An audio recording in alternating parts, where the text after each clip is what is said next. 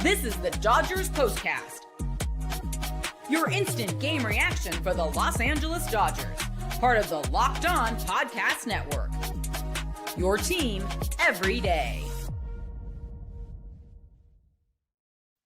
Hello and welcome to the Locked On Dodgers Postcast on the Locked On Dodgers YouTube channel, the place to hang out when every game is done or nearly done. 2 outs to go in the ninth. As expected, the Dodgers get back on track and start rolling, start hitting the ball again. The frustrating part is that it's inconsistent. As we said, their number one issue right now is inconsistency, and very close number two would be health. Today's episode of the Locked On Dodgers Postcast is brought to you by 5 Hour Energy. 5 Hour Energy, enter for a chance to win a dream golf trip for two to any golf tournament in the USA with 5hewin.com. Visit 5hewin.com for full rules and entry. No purchase necessary. Excludes the Masters tournament. Ends October 31st, 2025. I am Pete Fox, covering sports in LA. Dating back to 2007, Dodgers got out early on the Rockies today. Freddie Freeman homering in the first. Got the game started with a homer, and Mookie Betts was on base. So a quick 2-0 advantage for the Dodgers in the first inning. This is what you'll be talking about. Well, the Dodgers will maintain at least a 1-game lead in the West heading into the weekend series against the Padres at PETCO in San Diego. We're talking about a nice win, even though it's not in the books officially yet.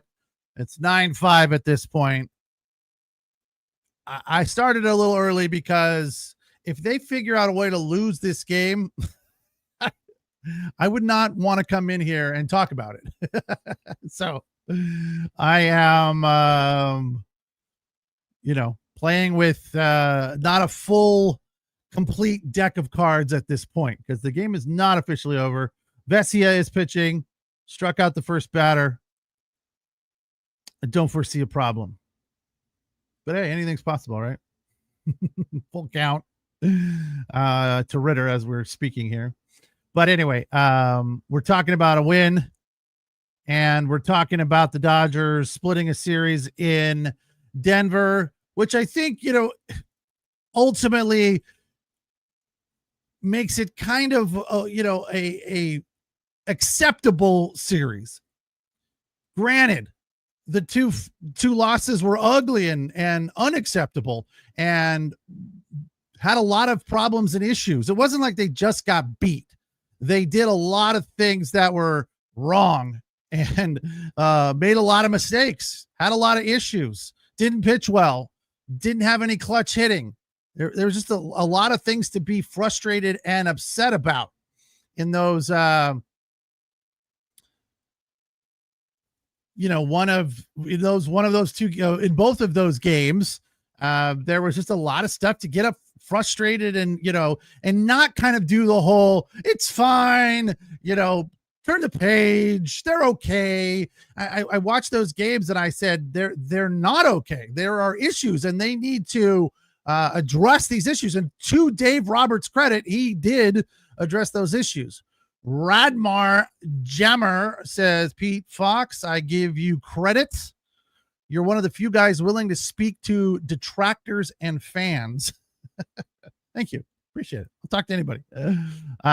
So yeah, this series was frustrating to me, but I also feel like we come away with a win.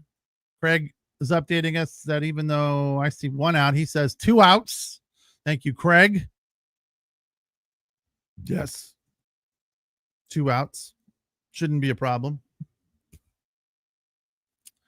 James Donlin. Good job, Pete. Once we get healthy in a few weeks, God willing, then we can look at this team as being as close to whole as it has been. Yeah. I feel like, look, they're not 100% healthy right now. We can make that excuse, I think, and it's fair because they don't have 100% of their guys. I mean, Ohtani didn't play today after getting lined in the knee yesterday. They call it a contusion. So I sat out today. Mookie led off. Freddie batted second. And Shohei always deserves a day off. That is a guy that does not take a lot of time off. He deserves a break every now and then, especially when he's a little tiny bit banged up with a bone contusion on his knee. So, but Max is out. Tommy Edman is out. Kike, we haven't seen in quite a while. Song Kim is out. We're missing a fair amount of guys that are productive players that produce, especially Max Muncy and Tommy Edman. So we can look at this and say, yeah, wasn't great. Should have been better. Should have won the series. Split is fine. And we move on. And we just say, hopefully they learned from those two bad performances and they can improve on some of the issues. And, they just kind of keep plugging along. Keep looking for wins, keep their head down and keep grinding towards the finish line with 34 now, 33, something like that to go. By no means are they pulling away and winning the West comfortably. And as I've said before, I feel like that's not the worst thing in the world, to have somebody on your tail pushing you, making you focus, making you play hard, making you, up your intensity on a nightly basis, making you get upset when you lose games that you should win because they're over there winning. Padres were down 2-0 today to the Giants and then reeled off 8 in a row. So they're cruising as well. So Dodgers can't seem to get this final out. What the hell's going on here? 1 ball, 2 strikes to Tovar. Well, he's a good hitter, but 0 for 3 today. So I think we'll quickly forget about those 2 frustrating losses to the Rockies in Colorado. And you have to give the Rockies a little bit of credit. They hit the ball.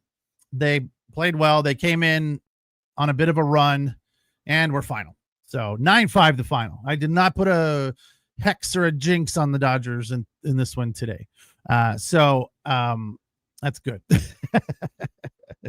But I look at this and I say, the Rockies played well at times. They hit the ball. 10 hits today. Dodgers had 12. Another thing about the Dodgers today that I really, really like seeing is not something we see very often from them, has been an issue of late for them, is scoring early and then going to sleep for 4 or 5 innings and then trying to either come back late or make it a little bit more comfortable in the 8th or the 9th inning. Tonight, they scored in all but 3 innings, 2 in the first, 2 in the second, 1 in the third, 2 in the fourth, and 1 in the 8th. So that is offensive productivity. And again, Mookie Betts with 2 hits, Freddie Freeman with 2 hits and a home run. This is the Locked On Player of the Game.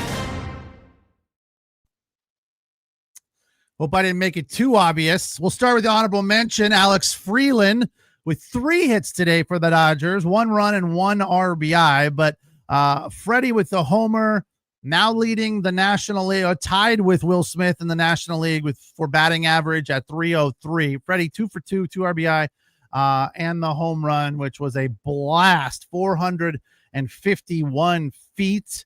His 16th of the year? Yeah, 16th of the year.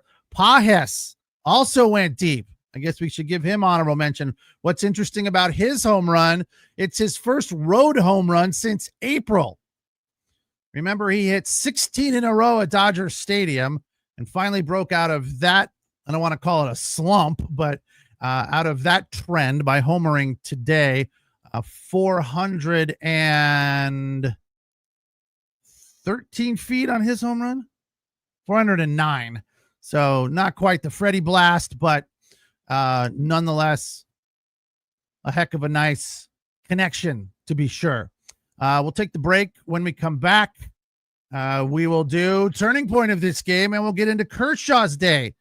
We haven't talked about Clayton as of yet. Another solid outing for him. And of course, the win, which is always nice to see. He's now 8-2. 9-5 the final. Dodgers split the 4-game set in Colorado against the Rockies at Coors. and Kershaw gets the win today. He's 8-2. We'll break down his outing after the break, and we'll get to the turning point of this game.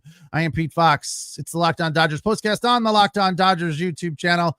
We appreciate you allowing us to be your source for your team every day. And don't forget to check out the Locked On Daily Dodgers podcast with Travis Rogers Monday through Friday. Today's episode of the Locked On Dodgers postcast is brought to you by 5 Hour Energy. Time to fuel up with 5 Hour Energy Transfusion. The grape ginger lime flavored shot brings the iconic taste of a golf course favorite to a non-alcoholic boost.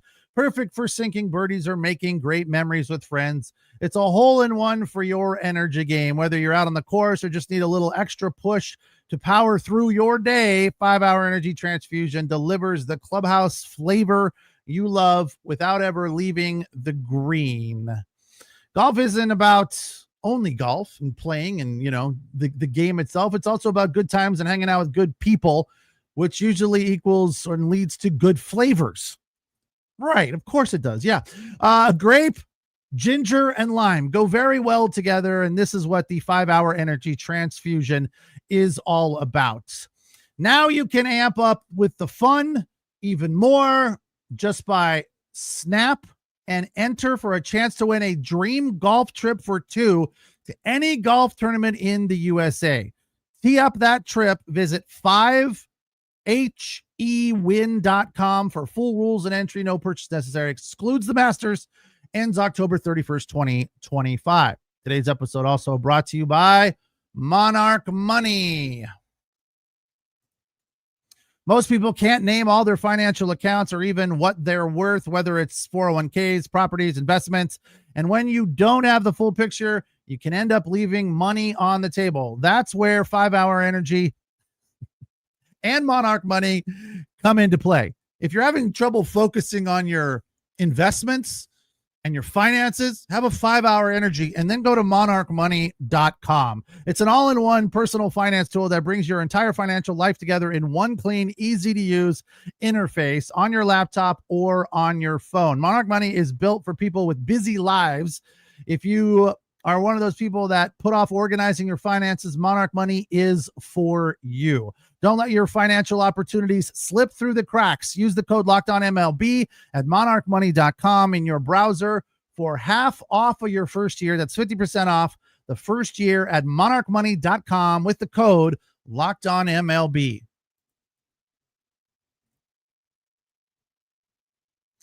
Dodgers with a 9-5 win. They jumped out early on a Freddie Freeman home run. The Rockies answered back in the bottom of the first with 1. The Dodgers then added on with 2 in the second. Rojas got on a bunt single, and I'm a big fan of Miggy Rojas playing some small ball. It scored Andy Pages, and Alex Call, who had another good game, moves on. He finished the day 1 for 3. Not great, but good. Many of us thought that he should have been in there yesterday after the 4-hit night a couple of nights ago, but Doc sat him down and had a few of us scratching their head as to why that happened. But he singled, which scored Freeman to make it 5-1. That came in the third. Then in the fourth, Conforto with an RBI on a sac fly. Freeland doubled to center, scored Freddie. So where was the turning point of this game? Time to reveal where the game was won or lost. It's the turning point. Pretty easy for me. Second batter of the game, Freddie Freeman setting the tone with a home run after Mookie Betts got on. So the top 2 guys get on to start the game, and that's exactly what the Dodgers needed. 2 in the first, 2 in the second. And although the Rockies kept scratching, Pages homered in the 5th to make it 8-2. The game was in control for the Dodgers, seemingly from Jump Street. As for Clayton Kershaw's day, 5 2/3. He gave up 3 runs on 6 hits, only 3 Ks, 85 pitches. He went 5 2/3. His ERA now at 3.13. So he gave up the 1 in the first on a ground outfielder's choice.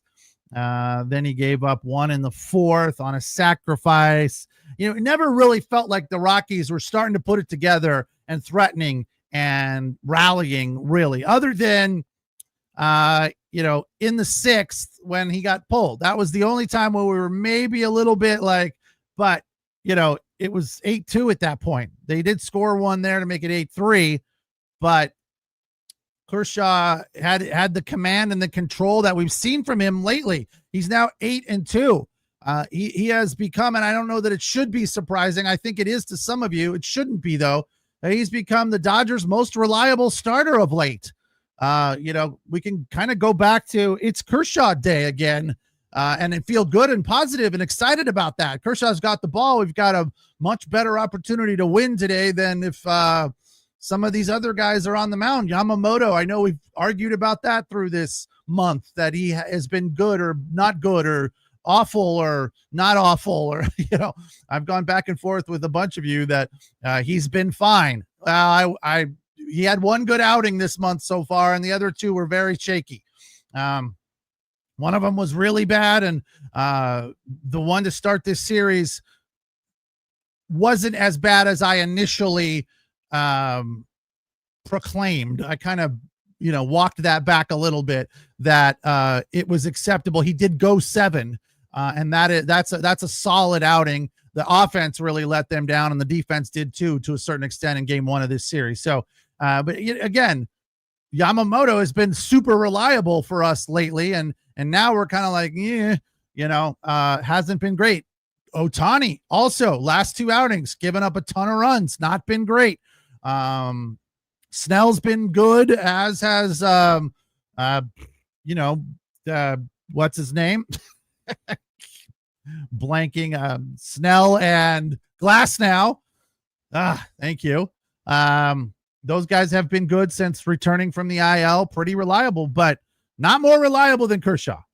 So it's a good spot for him to be, and it's good to see that when he gets the ball, we feel good about our chances to win. Again, he's now 8-2 after the win today, going 5 2/3. Dodgers with 12 hits in a 9-5 win, improving their record to 73-55, while the Rockies are now 37-91. And the Dodgers will remain, worst case scenario, 1 game up on the Padres heading into this weekend series, which gets underway tomorrow. Petco 640. Yu Darvish and his 17 pitches versus Blake Snell. So that will be good. And hopefully the Dodgers keep it going. Thanks for watching. Thanks for listening. Appreciate your comments. As always, enjoy the rest of your Thursday. We will talk tomorrow. I am Pete Fox. It is the Locked On Dodgers postcast on the Locked On Dodgers YouTube channel. Take care.